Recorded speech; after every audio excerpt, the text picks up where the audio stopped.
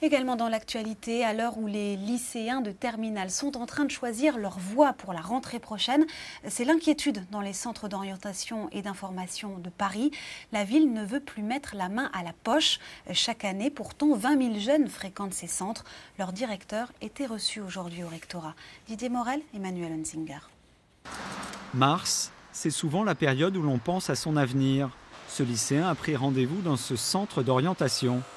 Un service public et gratuit à destination des 160 000 élèves du secondaire. Généralement dans les lycées, il y a une conseillère d'orientation qui est là maximum 2 jours par semaine. Donc c'est pratique d'avoir un centre où il y a des conseillères chaque jour.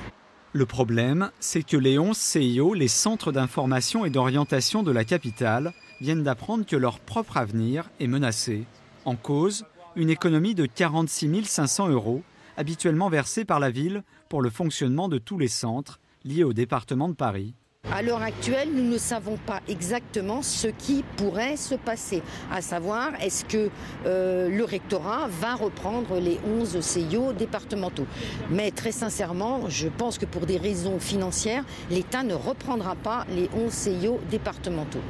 Pour la ville de Paris, cette dépense devrait être à la charge de l'État, justement, depuis bien longtemps. La transition se fait en discussion avec l'État. Pour la ville, il ne s'agit pas de remettre en cause la mission des CIO. Il s'agit de faire une régularisation administrative.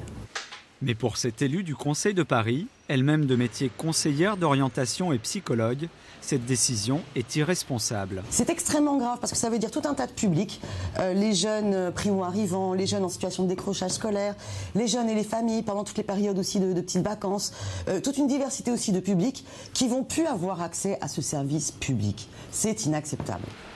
Comme dans d'autres académies, une des pistes du rectorat, c'est la fusion de plusieurs centres pour en supprimer certains.